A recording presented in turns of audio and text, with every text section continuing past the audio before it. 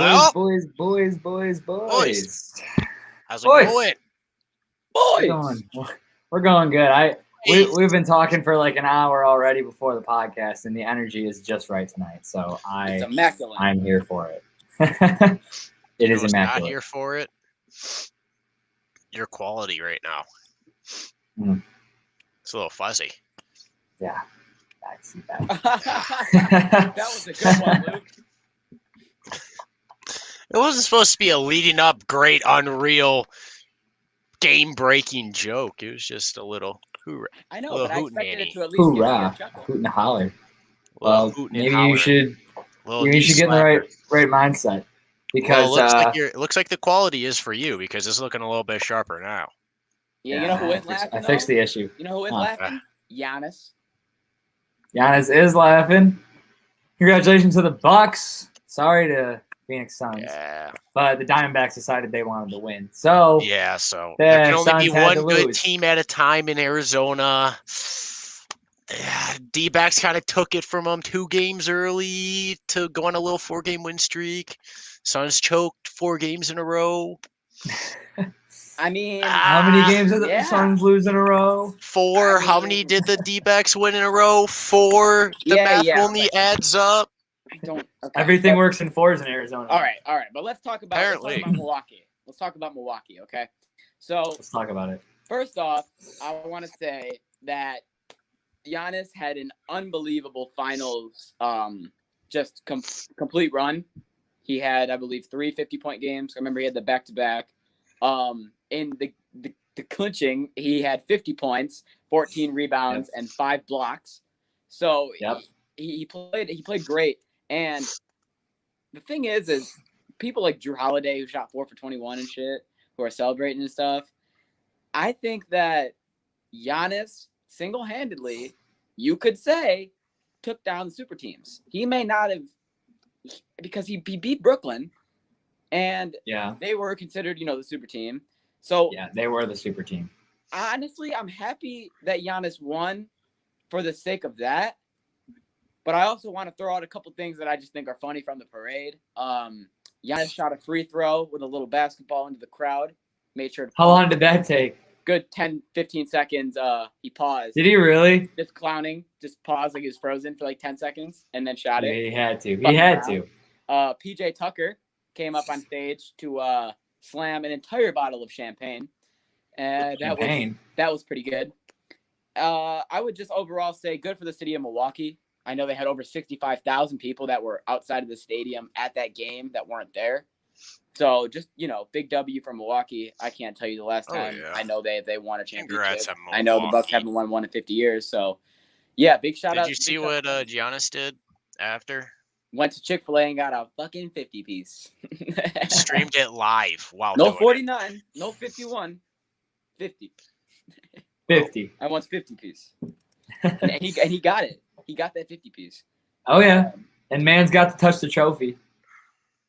I think that's hilarious. He's a great guy to win it, bro. He's a great guy for the NBA to win it. And if the NBA is trying to build Giannis to be, and I don't know if they are, this is all just me asking, or hypotheticals. If they're building how it looks like him to be the next LeBron, because it looked like it was MJ, LeBron, and now Giannis is what we're kind of seeing.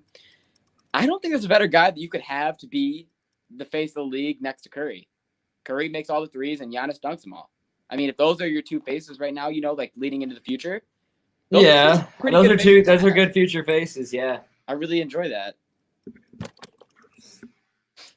Speaking of Golden State, so we talked about. Let's talk about this. So Golden State, I think this is dangerous. So Golden State has a 7-round pick and a 14th round pick, and as many of you know, they don't exactly. What? They have a 7. What? They have a 7 overall pick. Oh, what did I say? 7th round and 14th round. Oh, I meant that's more sense. They have 7th overall and the 14th overall pick in the draft this year, and they don't really need them because they already got a pretty good team. So they're doing what any good team would honestly do and trade him away for a star. And the big star that's on the radar right now, or at least number 1 in the headlines as of lately, is Bradley Beal. If Bradley Beal gets traded to Golden State, and you now have Curry, Clay, Dre, Wiggins,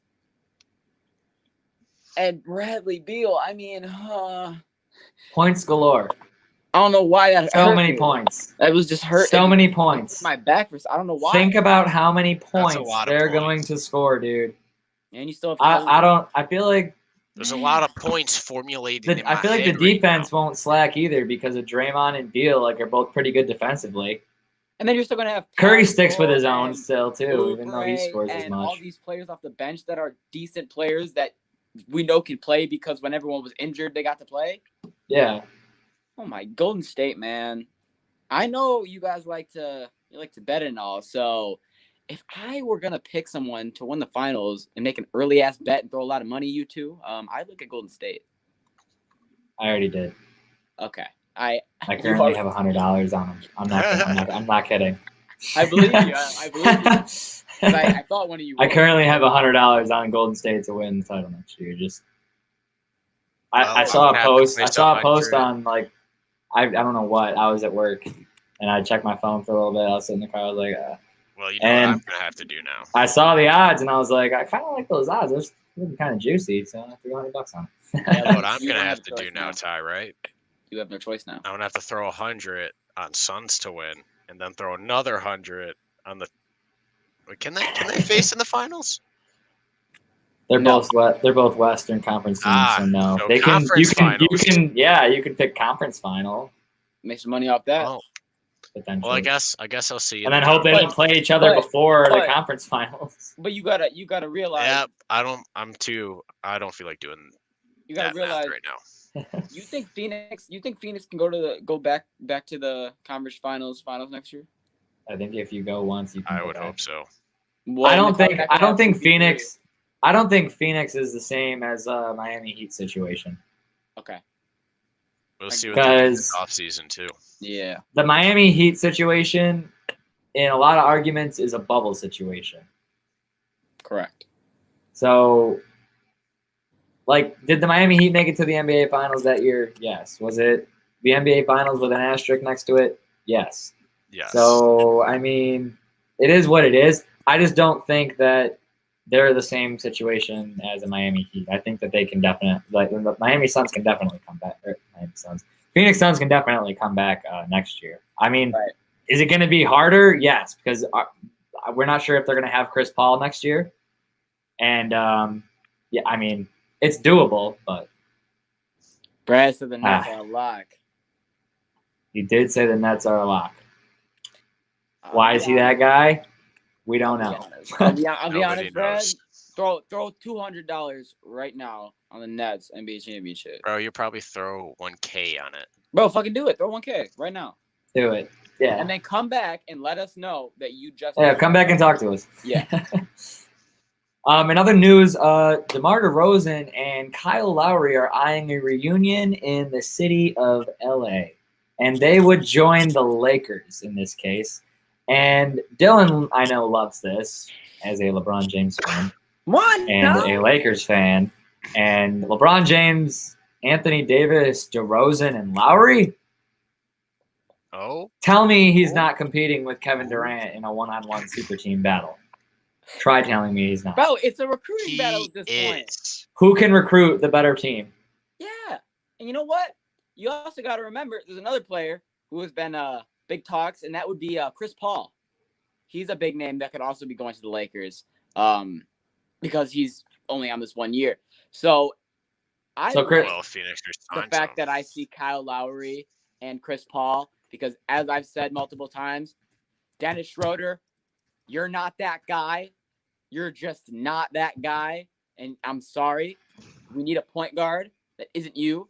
So Kyle Lowry, I like that. I like a point guard in general, okay? That's just in this. But if you want to give me DeMar DeRozan as well, I will not complain because we know how much the Lakers like their big men. We already got AD, LeBron, and Drummond. So we know that they wouldn't mind just bringing in one more. Oh, no, definitely not. But I'm all for it. And for DeRozan and Lowry, in terms of where they both are, both on teams that aren't going anywhere in the next couple of years, it's going to help them to go to LA just as much as it's going to help LA getting them. Oh, for sure. Okay, this kind of pulls into like what I was saying about do I think that actually, you know what? It doesn't. Fuck that. So this is completely different from Phoenix. I was gonna say, will Phoenix be back because he won't be on Phoenix, so it's different. So Chris Paul is now going for the ring, and I'll be honest, I don't see him being in the NBA Finals again unless he goes to the Lakers this year, and that's not biased as the Laker fan. That's just my opinion. I think even if he stays, I just want to know. Phoenix, Okay, do you think that after losing the finals this year, will he try to chase a ring because he only has so much time left? Will he try to chase the ring? Yes. Yes. Like, will he go to like a for sure playoff team that he knows I have a good chance of winning a ring with this team before my career is over? Or does he? Because he just wants the ring. Yeah. Do you think that's going to be the vibe? I think he's going to start ring chasing immediately because he got so close after so long. He got a taste of it. Finally got a taste. I think he's going to get addicted. And he's like, oh, shit. What if he thinks Phoenix is that team? Because he loves him some D-Book. Then he stays. Well, you got to remember the thing about. But if he leaves, he will go for the ring. Because you got to remember the thing about Chris Paul is he loves being on younger teams and being the veteran role mold. But if you want to chase a ring right now, you're not going to be the veteran. Yeah, mold. It's going to be you, and it's going to be. You're going to be one of. That's exactly true. That's true. But if he stays with Phoenix, that's his second year on. So like, it's already a year of him already like. Yeah, but Phoenix isn't going to go to the finals next year when the Warriors are in their conference, dude. You never know. The chances are not this year. Like Phoenix, I'm being so serious, dude. This was Chris Paul's best bet to get a ring, and it probably will be in his career if he doesn't go to a for sure contender after this. Yeah, I agree. We'll see. We will see. I'll be honest. Now let's get into some juice. I think that's just it could be. I want him to stay. And that's a good little observation by you. However, we're going to talk about something else now. So let's talk about something else now because there's so much to talk about when it comes to the NHL trade talk right now. There's almost too much. So much is happening. Woo. And we're going to cover it all right now. So, right now? Dylan? What? You have the list. Oh, I didn't realize I was the only one that had it. That's funny. Okay, so I'm just going to start with the Seth Well, we all Jones had it, trade. but you had all of it too. So it's right there. I can see it. So Seth Jones from the Columbus Blue Jackets has been traded to the Chicago Blackhawks. And the details have been announced that Seth Jones' contract has been extended from Chicago, and he will now have an 8-year, $76 million contract. And along with that, Chicago got some first and 6 rounders, along with Columbus picking up a 2022 first round pick and a 2023 first round pick, along with a 2022 second round pick. What do you guys think? I mean, first off, who won the trade? Chicago. Right. 110% Chicago. As a Detroit fan, I actually hate it a lot. Because there's nothing I hate more than Chicago getting better at anything. Listen, they're trying to cash in. Literally anything. I just don't like it because then I have to deal with them beating us. What'd you say, They're Luke? really trying to get that cup. It might not be this year, but I'd say next year they're going to be pretty decent contenders. Yeah. Especially if their stars keep improving, like DeBrincat. How do you guys feel about Columbus on this trade, though? I mean, they got a first round pick, a second round pick, and then another first round pick the following year. So it's not like they didn't get anything out of it. Yeah, they got prospects. Correct. You got a lot of ifs. How good is Columbus at developing talent? This is the question. That's the real question here. That will ultimately determine whether or not they did good on this trade. Also, if they stop imploding on themselves from the inside out. Yeah, that would help a lot. Because there's just always so much turmoil going on in that team. Like we thought it was all over. People left that team, got some more players in, and Line came in, and he's not been loving it at all. They've been having big issues with each other. Yeah. organization in line A. Moving on to the next trade I got up here, we have Zach Hyman, who has now been traded to the Toronto Maple Leafs on an 8-year, $40 million contract. Zach Hyman had 33 points in 43 games last year with Edmonton. What do you guys think about that? I like it. I don't really favor it on one side or the other. Okay. Mostly because I don't know too much about that trade or the people involved. I know like of them, but not enough. So I'll give this one to Luke. No, I'm basically on the same page with that one. Well, I can tell you from what I have read that he's a very, very good talent in Edmonton. He's just not one of the more bigger knowns because of Draisaitl, McDavid, etc. Of course. It really, as I look at it, it's more talent for Toronto on paper. But as we've seen, Toronto could go pick up Ovechkin right now, and they might still get bounced in the first round. So we don't really know. To be honest, Dylan, that's the same story with the Oilers. I know that's able. It is. Hey, Luke, I was gonna have a great point, and fuck you.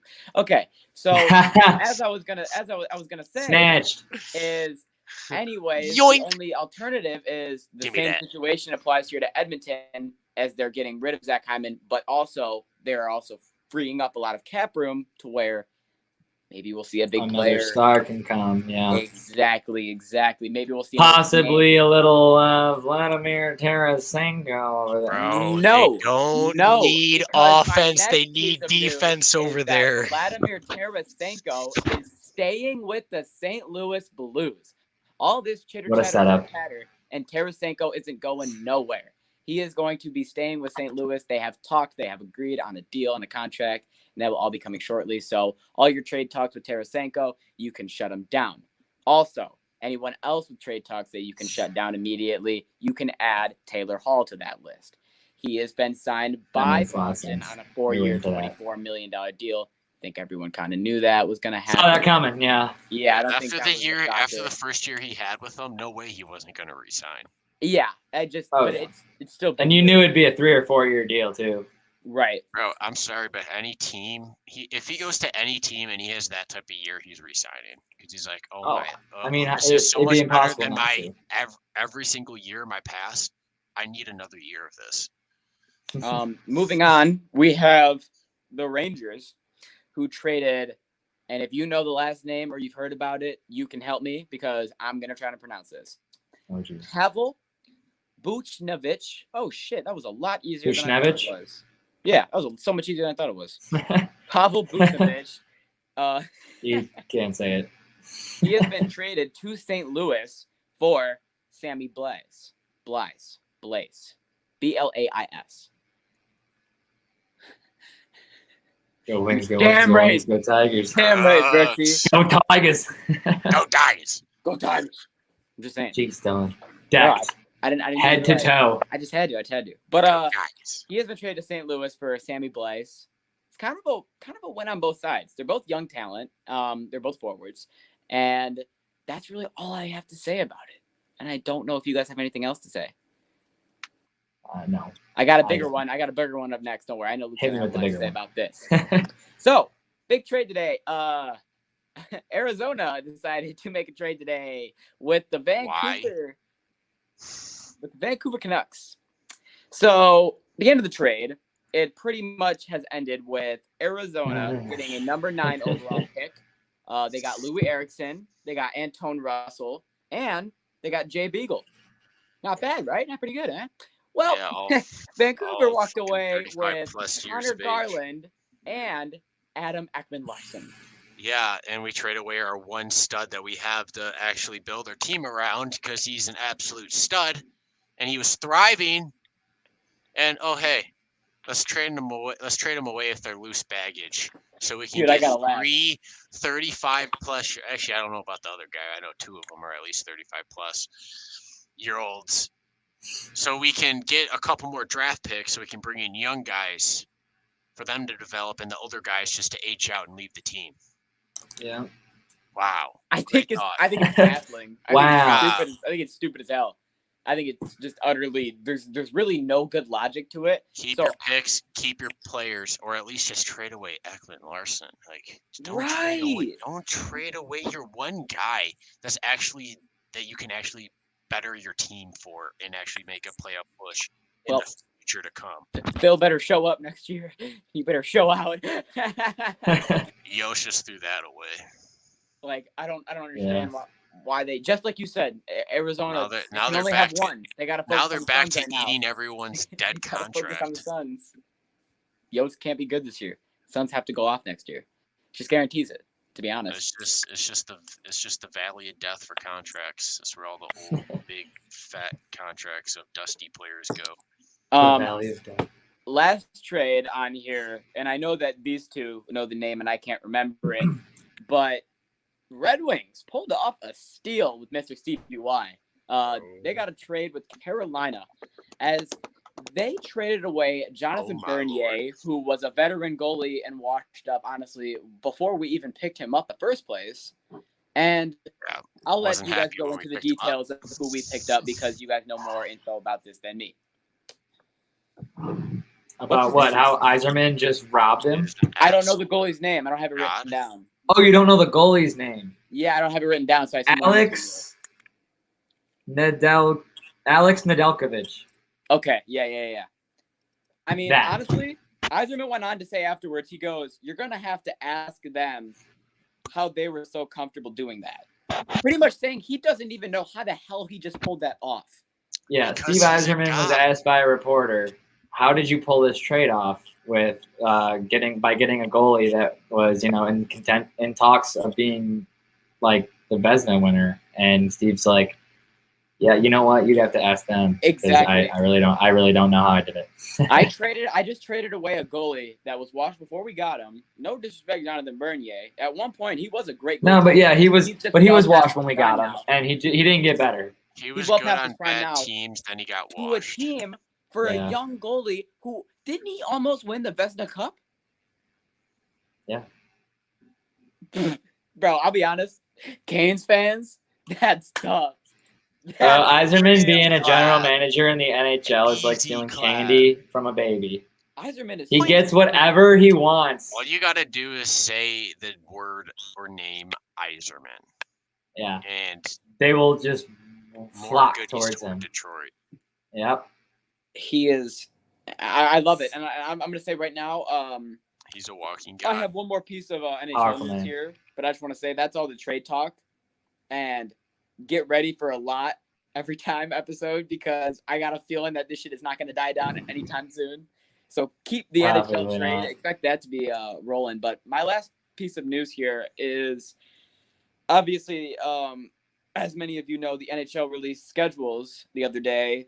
A lot of people talking about the first TNT doubleheader, Winter Classic, Stadium Series, all stuff that I've gone over. But the big piece of news that I was reading from all of this, that it wasn't a headline, but I think it's a headline, is that the Islanders start the season next year 13 straight road games. Not a single home game first before they open at UBS Arena, their new arena. I don't think I've ever seen a team just play 13 straight away games to start a season. Oh. The only way that this may or may not make sense is if the organization knows that by the time the season starts next year, we're gonna need 2 weeks. Yeah, the stadium will not be ready. Like that's the only reason I can think of where they would give them 13 straight road games is because the stadium that they're gonna be playing in won't be ready come like week 1. I think that that's my take.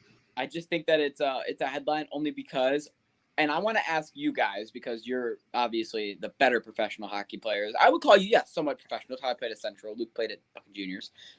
What does that do to a morale or you as a hockey player when you start the season? Because I know you guys high school games, especially playing in front of the home fans. High school was fun. So, what does that do to start the season 13 straight games on the road, or does that do anything to a team's morale? I mean, it's in any sport it does. I mean, yeah, a little bit, but like it's harder to build morale. Because it's Okay. easier to build it with the fans, you know? It's easier to explode that morale into high heavens when you have your home fans just roaring through the stadium and you take Yeah. that W. But Oh, then for you're sure. on the road. I mean, A win's a win. You Do love think to it's win. harder to But it's win? better when, like, it's stuff that immediate I don't know. 'Cause I feel like instant throughout the gratification stretch- is the word. To I your feel like to throughout your the stretch, question, home games help you because it's like, oh, all these road games, but we get ice to go play in front of our hometown. home ice 13 straight advantage games is a not having thing. that. Dylan. Home ice advantage is a thing, and it for the most part is a thing for most teams. Right. But there are a lot of teams out there that thrive in away games or thrive away from home, do better when they're not playing at home.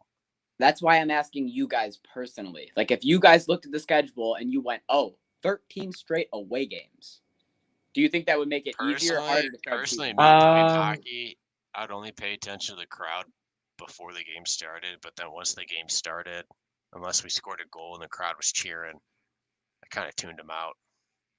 So you don't think it has as big of an impact as other people would think? I think it definitely helps more if you have your fans, but I don't think it's a big deal breaker if you don't. Okay. I get that, yeah. That makes So sense. I'd say okay. So I say yes. It's a little tougher. Yeah, I think it's got to be at least a little more difficult because at the end of the day, Because the fans screaming at all your plays, even whether they're not the best or you're making the absolute unreal play, like just gives you that giant boost of confidence. yeah, I agree. Right. Unlike playing at away, where the away fans could get inside your head. True. That's And all I'll also finally get a chance to say a word here. just kept going. I think it makes an impact, Dylan. Anyways, moving on because he took up a good amount of time there. We'll go into NFL news. So, first things first, there's a D-Hop tweet that got deleted by the man himself. But of course, you can never have anything on the internet for more than 10 seconds or else, someone's going to fucking save it. It is the So DeAndre Hopkins tweeted, and I quote, "Never thought I would say this, but being in a position to hurt my team because I don't want to partake in a vaccine is making me question my future in the NFL." This was tweeted yesterday evening at 3:49. And then he quickly deleted it after a lot of people are after 4,000 quote tweets about him being in the NFL or not. Well, are we gonna talk about the rule change? Why? Like, why is he mad? Yeah, we can talk about why he's mad. All right. So the big rule change of the NFL, it says it right up here. So the NFL is forcing people to essentially you lose the game if you're not getting the vaccine. If you want. So here's the thing: if someone on an NFL team is not vaccinated and they cause a COVID-19 outbreak, if you pull a Rudy Gobert, yes, but if you do that and you're not vaccinated, okay, then your team forfeits the game. Right. So they're basically trying to get every single player in the NFL to be vaccinated. So that this can't happen. And all the unvaccinated people and players are not very happy that, and Deshaun Watson is one of them. I have seen and there's a fair amount of people that don't want to get vaccinated. I have seen a linebacker coach, a quarterback coach, and an offensive assistant coach in the past day or 24 hours all been fired because they have decided to leave the league or did not want to get the vaccine. So you're probably going to see a lot of people that are going to be dropped from the league just because of this. Body. Like that's people that's forget your the own choice if you want to take that or not. Like there's a couple days that you still feel like shit from the vaccine, and they got to wake up and train and play football you're still every day. you're still not 100%. They don't want that. From it. You can still get it and spread it. Exactly. There's people who have the vaccine that they still get it. So they're at that point they're going. So the people that have the vaccine that start an outbreak, nothing happens. That they don't like that, and I can see where you're coming from on that. But at the end of the day, if you live in America, you know the number one thing right now is being pushed is the vaccine, and it will be until they know everyone has it. Not everyone is eventually going to get it. It's not a mandatory thing, but it's just a push thing that America wants you to get. So, I mean, it's a hard pressure thing right now. Exactly. And I don't think it's the only thing that I'm confused is I feel like a lot of NFL players like surprised by this. I don't think this is surprising. Like, I don't like it. I think I'm not a fan at all of it, but this is something that like caught me off guard. You It's know what I mean? but like normal people kind of expect to still have their, some human rights to them. Yeah. When it comes to altering their own body.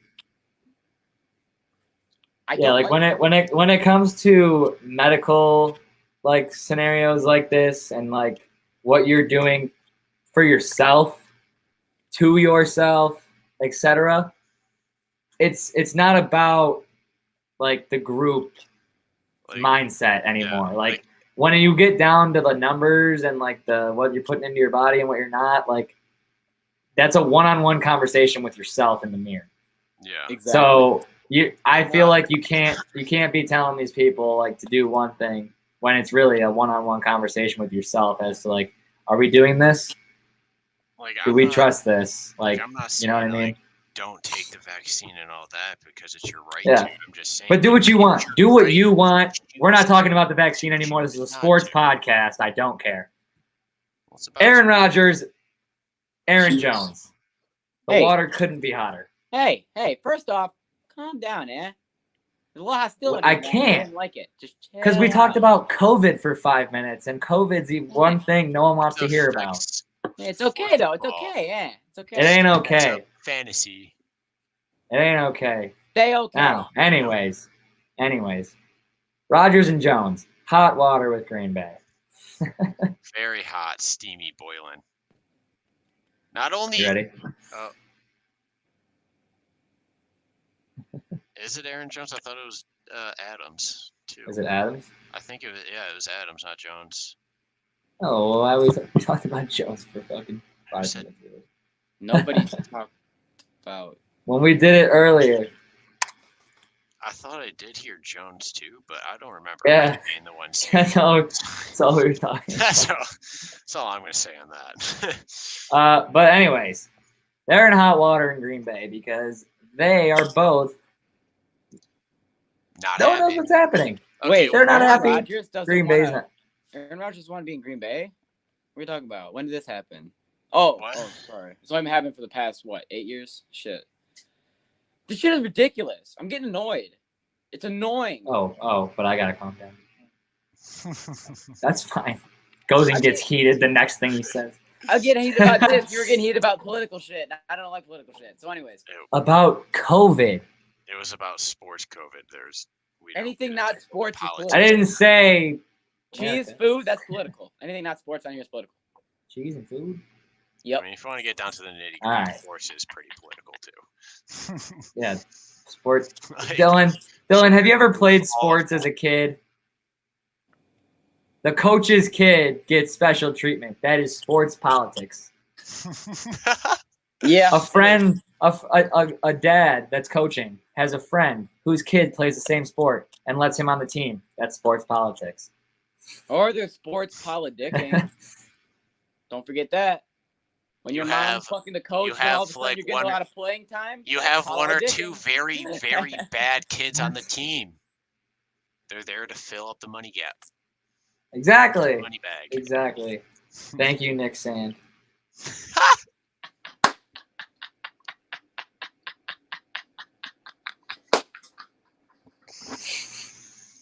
We'll be right back.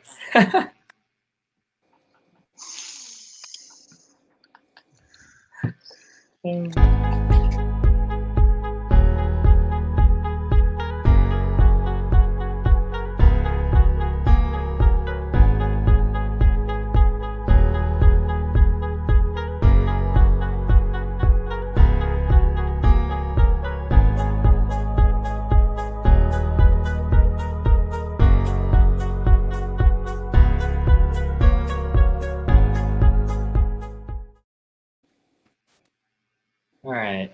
Anyways. Back to normal.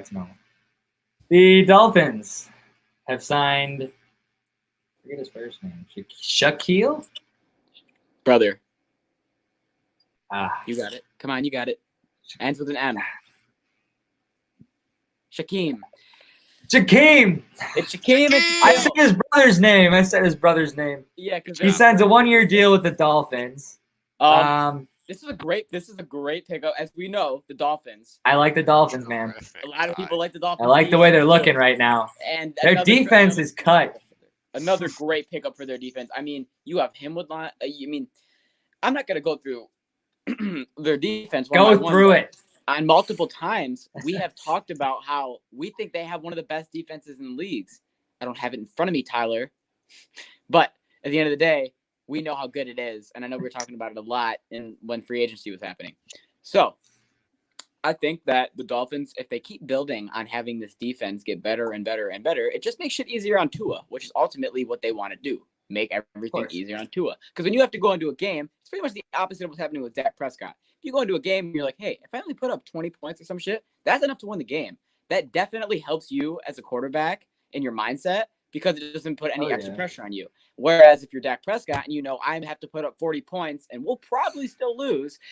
We might lose in the second half, even if we're up by 28. Even if I put up 40, it's a real mindset fuck. So I think that if the direction that the Dolphins have been going for the past 2-3 years now has been nothing but up.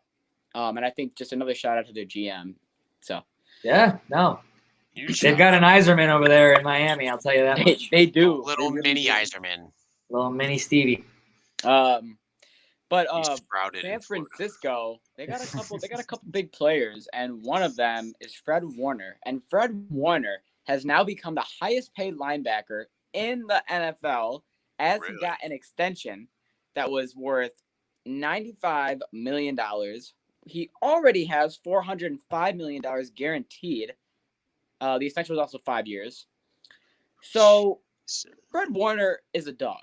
And just as Tyler was saying earlier, which is, gonna tell you fucking did this and you made my mind scramble. Stop doing that. So as Tyler was saying earlier, you don't have to be the best player in the league to get the most money. It's just how valuable they think you are to your team. And honestly, they're not going to find a more valuable linebacker right now or in the next coming years as it's looking than they have right now. So I think they just struck when they took advantage to make sure that he wasn't going to go anywhere. So now the next 5 years, you got him. What up? I think that he is the best linebacker in the league right now. You do? Yeah. And I think he deserves to be the highest paid linebacker in the league. I would put him right next to Wagner, I'll be honest. Mm-hmm. But I think Wagner is not as good. I couldn't decide. I don't know enough about LBs to give my opinion on this one.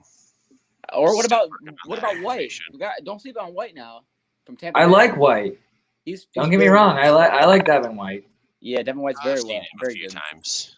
But I think that San Francisco has the best middle linebacker in the league, and I also think that they have the second best pass rusher in the league, and the best tight end. I think their defense is cut. I think if San Francisco had a good quarterback, they'd be a really good team, but they don't have a good quarterback. We don't know that yet. But we don't know that yet because, they didn't have a good quarterback. They now have a potential really good quarterback. Correct. I only say what I said because I have never seen this man play actually ever. I've never watched a game of his. Yeah. Like, I've not sat down and watched this man play. I've seen his highlights. I've seen when he does good, but I've not seen when he does bad. I agree. I have not seen him play like a full game. So until then, yeah. But I like San Francisco. But Seattle, on the other hand, Seattle offered Jamal Adams some big cash money to be the highest paid safety in the NFL. They threw according to Dylan, we are not sure whether or not he accepted it or declined it. I mean, obviously, you're going to accept it if you're staying. Here's what we know. We don't know exactly how much, but what we do know is that it's more than anyone else. when Adams was talking about the offer, things that I picked up on, because it's almost like fucking decrypting a code to figure out if he's going to sign because he didn't really talk about it. So from the words that we've picked up on, it's the money compared to, and I don't know how much Simmons, the other highest paid as of right now, him makes in the league, but he said compared to the current contract, it blows it out of the water. So I would have to go on a limb and say that whatever that is, it's going to be some good money. It's going to be some jaw-dropping money. And My question to you guys on this topic is: do you think that Jamal Adams deserves to be not? Do you think he's the best safety? Do you think he deserves to be the highest paid safety in the NFL? The Seahawks are willing to make Jamal Adams the NFL's highest paid safety, according to Ian Rappaport of NFL Network. Quote, "You're probably looking at about $17 million per year, which would be a massive deal for one of the more fun players in the NFL on defense." Damn. Wow. I found a number. Wrong Twitter accounts. Found a number. You're looking at about $17 million a year for Jamal Adams. Does he? Okay, so my question: do you think he deserves to be the highest paid corner in the NFL? No. Who do you think should be? No. Jalen Ramsey exists. Yeah. But Jalen Ramsey. plays Patrick cornerback. Peterson exists. Jalen Ramsey doesn't play safety. You said cornerback. You said cornerback. Am I wrong? Does he deserve to be the highest paid safety in the NFL? No, it's not. And you were on your phone, and your response to me was, "All right." And then you started reading the other shit. Well, when I run it back later, you'll see that you said cornerback. However, he does not deserve to be the highest paid safety either. You did say it twice, but when you asked me the question, it came out cornerback. Then yeah, the first time I said safety, second time I said corner. All right. Yeah. So I answered the question according to cornerbacks. All right. Luke, do you think he deserves to be the highest paid safety in the NFL? I mean, probably not, but I mean, if Seattle wants to, by all means, take that money. Probably not, but I mean, if Seattle wants to make him, that's true. Yes, Luke. If Seattle wants to, then they can. That was the most just honest. I mean, yeah, straightforward take. That's just my take on it. I mean, yeah, that you're right. I think that he does not. I think it should be. I don't know why I can't fucking think of his first name right now. I think it should be Simmons tell you who it or should Denver. Be. Justin Simmons, Simmons, Ramsey, or Tyrann Mathieu, Darnell Ramsey Savage, plays corner. Mika Fitzpatrick. Why do you two think that Ramsey plays safety? Ramsey is fucking anything he wants to be. Yeah, he's anywhere and everywhere. There is a list on my phone of the top 11 safeties. You know who's not on that list? Jamal Adams. Bump. This is June 14th, 2021. It was updated. He's not even on the list. This is last month. So you tell me if he deserves it. He's not even on the top 11. They even added one after 10. And he's not Just on to it. say fuck you. Yeah. You know who did make it? Quandre Diggs of the Seattle Seahawks. He's number 11. It gets better. And you're thinking about we forgot about Harrison Smith and Anthony Harris. Yeah. Yeah. Both from the Minnesota Vikings. And Minka. Yeah. And Minka. He is not deserved to be the highest paid. He might be the hardest hitting. Maybe. Well, he better take. But he misses half of his fucking hits. And how many times you see him go like this? And the guy's like 3 feet over there. I think he's better on New York, man. Yeah. Yeah, because on New York, guys would run through half the team, then they get to him, and he'd be like, you can't run through me. And they go to try to shoulder him, and he shoulder them back. But now they're just like, half of a finesse move, and Jamal Adams is laying over there with his shoulder on the ground. Shit, I'll be honest. If you told me right now, if I saw Tyler taking the Lockett, dirt out of his helmet. If I saw and I'm just using all of Seattle, but if I saw Tyler Lockett on one side of the field, DK on the other, I'm about to throw it. One's covered by Diggs, the other's covered by Adams. Shit, I'm throwing it Adams' way. I'll be honest. I'm not throwing it. Well, I'm not gonna lie. Quandre Diggs is the one that's gonna intercept it. He's the one. He gets a lot of picks in that defensive and Jamal Adams is so the not. only thing I have to say is when it's time for Quandre Diggs to talk contract, if he stays in Seattle, he better have the new highest paid safety in the NFL, be Quandre Diggs, because if not, that's just bullshit. Yeah. I think the Lions are the reason his name is not as big. I kind of think Diggs is better than Adams. Yeah. That's what I'm saying. He's a really good safety. Too. He was a dog on the Lions. I remember how pissed I was when he got traded. Me too. I know very few people, and it's for the defense, and it's those couple. Yep. Now let's go into the baseball, And first thing I want to say, because it's not on here, but I just have to keep pointing it out. I'm sorry. I just have to say this. Tigers. Oh, it was the accent that threw 7 me in off. a row. We are currently tied, looking to make it 8. I don't know what the hell is going on, but a trade sports team has won 7 games in a row. I don't know. I don't know I don't know what's happening. Okay, but it's great. I'm back in 2010. It's fantastic. And you want to know how you know shit's going well? Because the one guy who's always just raked us, torched us, finds themselves in the American League messing with us because they think it's fun is Nelson Cruz. We're playing so good that Nelson Cruz said, fuck the division, and completely left to Tampa Bay. That's how good Detroit's playing right now. Come to Tampa, baby! And I love it. So let's just get right into that. So, MLB Trade Talk news, it's going all around every day. You're going to see something new. It's just like the NHL. It's great. I love it. Anyways, Tampa Bay. Tampa Bay is the one team right now who has got the most action. They got their balls deep in a couple different trades with a couple different teams. The first one being they acquired Nelson Cruz from the Twins. Love this trade for the Rays because Nelson Cruz is not having a bad year. He's still got his big power numbers. He's still that. He's still Nelson Cruz. He's still Nelson Cruz, exactly. And him with that Tampa Bay lineup, I love. Luke, I'm trying to say something. You should have waited a week to buy your Tampa Bay Rays jersey. I really should have. It should have been a Cruz jersey. I can still. I'm about to get a Cruz jersey. I can still get the name stitched in and the number. I was gonna say if you didn't get a player. Do it. I'm about to, bro. Do it. I'm about to. But then also. But in that trade. But then also, Tampa Bay said, you know what? I got a bet. So let's get rid of an arm. And that's exactly what they did. And in that trade, they got rid.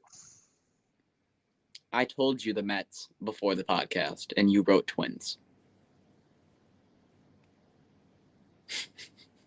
What? I told you the Mets before the podcast, and you wrote Twins. Oh, yeah. Give them to the Twins.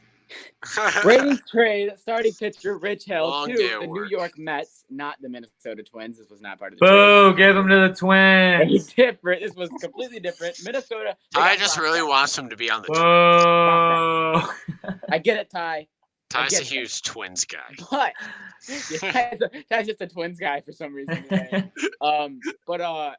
Anyways, he has been traded. Rich Hill, old Rich Hill, has been in the league for so long, it's hilarious.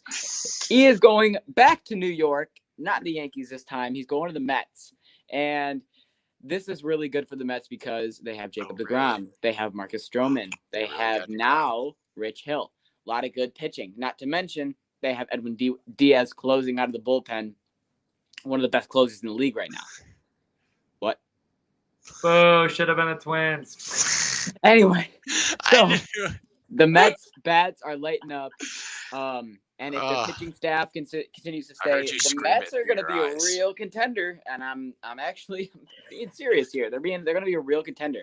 But here's my favorite story. 100 on them to win it all on the entire podcast. This is the best story that I want to talk about today. Yerman Mercedes, okay, the Yerminator. We started talking about him in the beginning of the year because he was absolutely raking for Chicago. Ain't nobody ever heard of him, and he was hitting bomb after bomb after bomb after bomb. He was going crazy.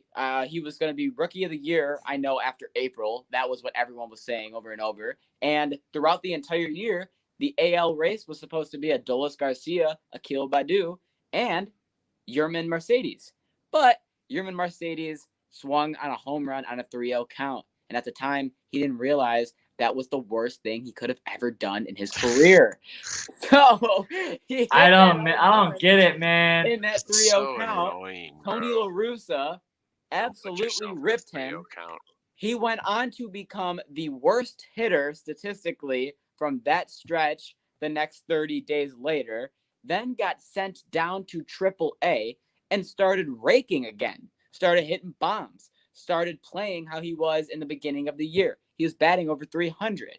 And all of a sudden, he posts on Instagram, I'm retiring. I'm done. I quit. I failed my team. I failed my family. And I'm not playing baseball anymore. It's so annoying, bro. He I hate retired that all stuff. for 19 hours because the next day he goes back to that AAA team on the He White was Caps, so drunk. and he posted him in the jersey and goes, "I'm back." It hasn't even been 24 hours. Yeah, he left the stadium, retired, and then he went to work the next day This and man, realized he's a baseball player. Tony La Russa, he He just went to work. He didn't break Yerman Mercedes. He psychologically fucking bamboozled him to where he doesn't even know if he wants to play baseball anymore. Send him to Detroit. We can fix him. Yeah, well, bro, AJ Hinch. We can fix him. Bro, honestly, I don't understand why hitters don't just swing on the 2-0 if they see it's being a ball in those situations, so they don't get in trouble for swinging on a 3-0 count to smack a ham-damn slinger Well, Tony La Russa can eat out a of the dick. park. And yeah, that's facts. He sucks. He's not, and even White Sox fans. I mean, if I'm a White Sox fan, this is like if Akil Badu just got in the hit out a 3-0 home run or some shit, and AJ Hinch was like horrible for baseball. The kid is not good at all. I don't think that this is, any blah, blah, blah. And then all of a sudden, Badu in a month posts on his Instagram, "I quit baseball." We're really, fuck you, AJ Hinch. I hope you die. And that's how all White Sox fans feel about Tony La Russa right now. So, if I'm being honest, the White Heavy Sox words from a guy that doesn't know shit about White Sox fans, but okay, go on. The White Sox have the best record in the division, and they're pulling away by a good amount. They have such a great team. They have such great offense. That it doesn't matter. The problem is, exactly, I was going to say, no one's talking about that. They don't care. They're all talking about how Tony La Russa's an asshole. And they hate, and Dylan? Oh, man. It's tough, man. I want to go out on a limb here and say, for the sake of the podcast and any Chicago fans that might listen, that Dylan does not speak for you. You probably adore this man because your team is in first place, and you really don't care if you have one player that isn't on the team or not because the rest of your team is sick as fluff. Go on Twitter and look at any White Sox fans. Not every White Sox fan in the whole world tweets on Twitter. However, the Cleveland Indians are no longer going to be the Cleveland Indians come next year. Come next year. They are still the Indians until the end of this year, you idiots. The Guardians will be the name next year. Boom! Shakalaka. They still get to be racist, okay?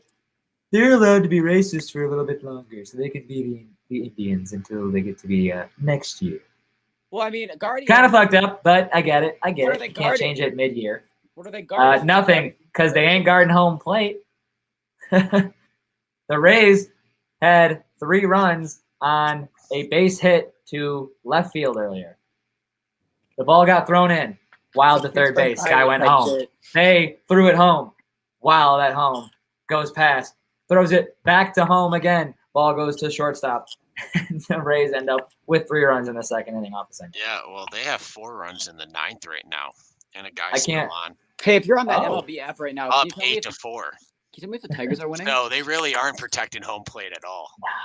Are you on that MLB app right now? The Tigers are tied. Yes. Are they winning? No, they were tied. No. They're losing. 5-1. Oh, fuck! Goodbye to the streak. In what inning, bro? I'm gonna send you the Akil Badu. What inning? The next inning. It's the bottom of the 6th. Royals are hitting. It's not ideal. It's hey, not. Guess what? It's been real 7-game winning streak. It was nice knowing you. What if I told you Looks that like we're not seeing the Vladimir Guerrero, Shohei Ohtani, or Tatis broke another record? What would you say? That Dylan's talking about baseball. No, I thought you were gonna say I wouldn't be surprised. He just broke another record. And that killed Joe exactly. Than a dead comedy. Did you see anyone look surprised? Anyways, Tatis Jr. decided, I'm going to break another record. And he decided he was going to be the first player in MLB, the fastest player in MLB history, to reach 50 career home runs and 50 career stolen bases, which he just hit the other day. He's now the fastest player to do it. How long did it take? I mean, let's think about it. Did you know who he was 3 years ago? How long did it take? 2 years. Just for a number. He was in the year last year. 2 years? I don't know the exact number. I'm sorry. Well, clearly someone kept track of the number because they know that he did it faster than everybody else. Boom. So it clearly took a certain number of games or certain amount of time in the league, and you clearly don't know if it was. Go ask that person, and let me know who it is too. What's the player name? I'm going at you because you don't know what you're talking about. I just told you what record he broke. Yeah, but you don't know how long it took. How fast was it? Faster than the last guy. Faster than anybody, but how long did it take? Faster than anybody who's ever How played baseball in How the impressive history is it of really? the sport. He's been playing since 2019. Like I said, 3 years ago. How many games has he played? Bro, this is kind of funny because where I'm looking at doesn't show games. It only shows at bats. Give me a second. Do the math, Luke. How many at bats? Okay. You'd have to know exactly how many at bats he has a game. At-bats. Well, what if he only had 2 at bats one game and then got pulled? I got the games. Okay. 2019, 84 games. 2020, 59. 21, 80. Overall, 223. Okay, so it took him 223 games. That's the new record. Told ya. You didn't say that. Come on. You didn't tell me any of that. Actually, this might be a little bit not fully updated because it only shows him at 49 home runs at the moment. So maybe add a game or 2 to that. Fucking hell. and everything is now ruined. Can't get the number, man. Why couldn't we just get a straight answer? In other news that's completely ridiculous, the strikeout king, and I'm not talking about a pitcher, is looking for $200 million from the Cubs.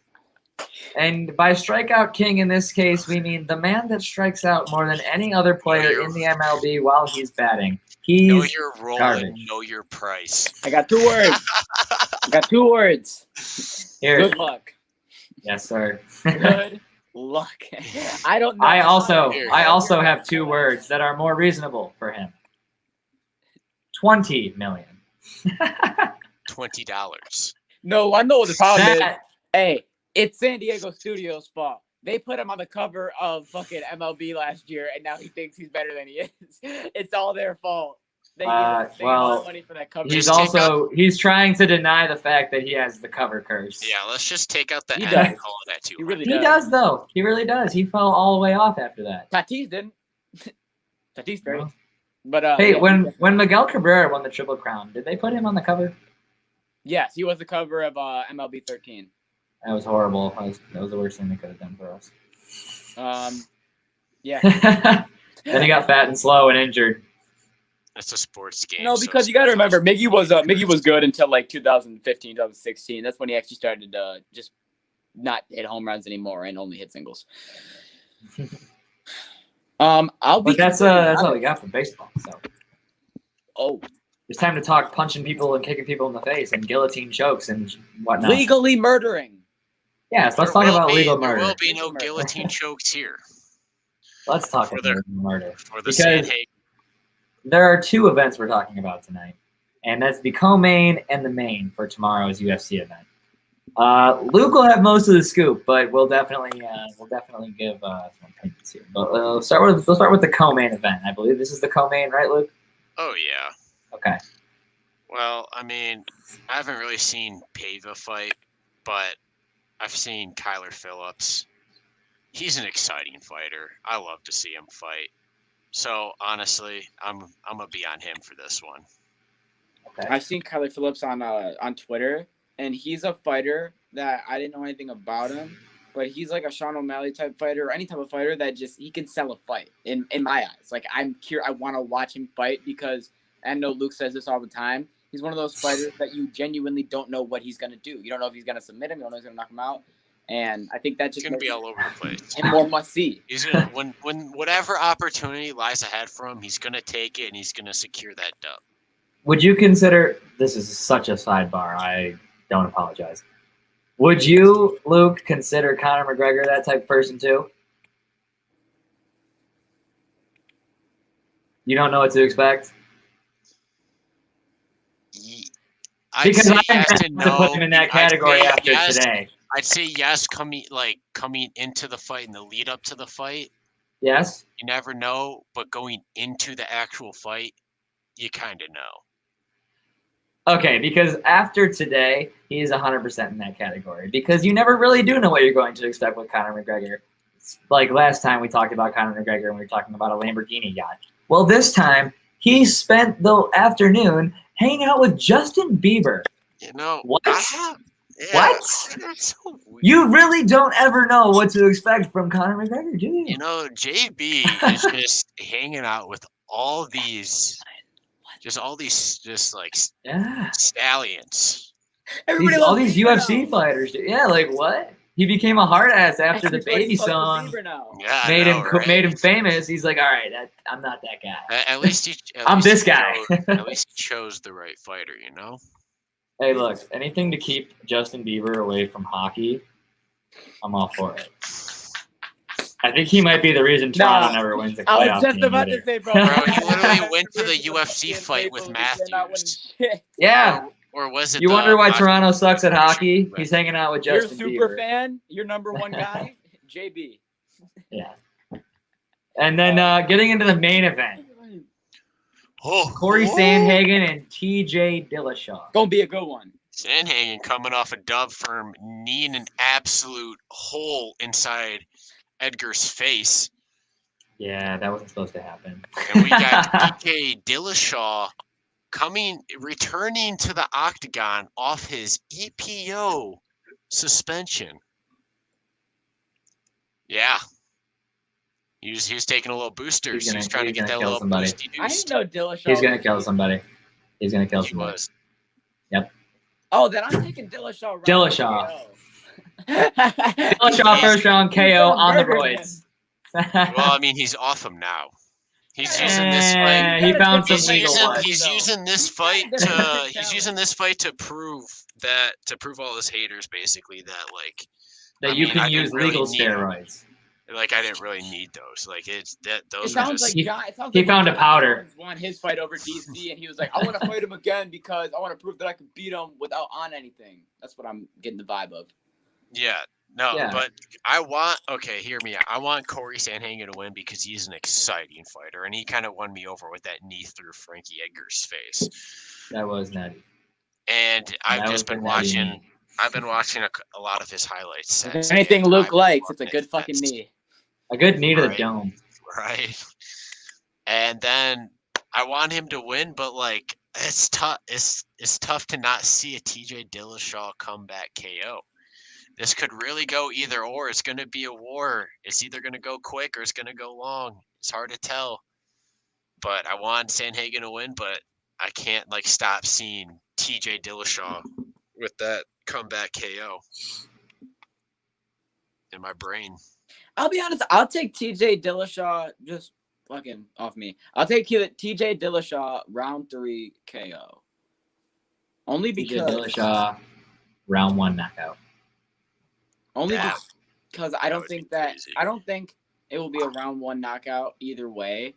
I think it will be more of a slugfest type. More of a This fight in the first round. What's the word that? There's gonna be a lot of technique.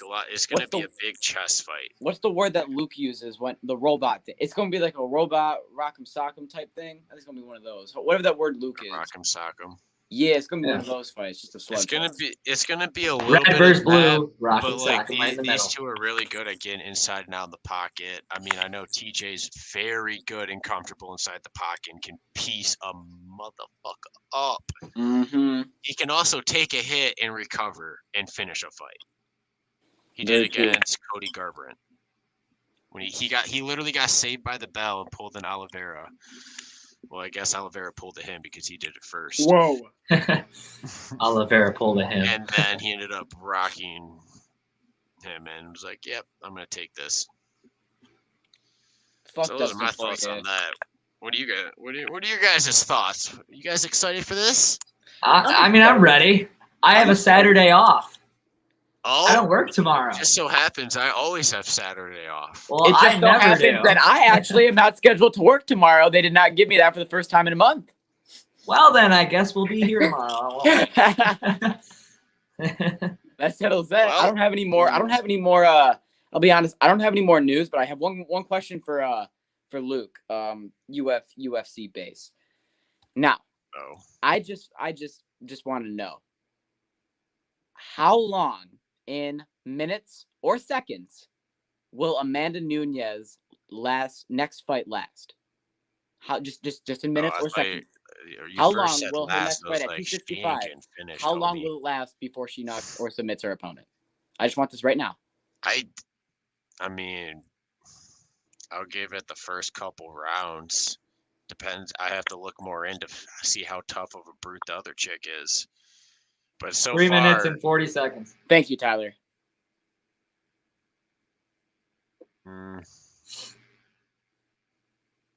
Second round, I'll give it 419. Okay.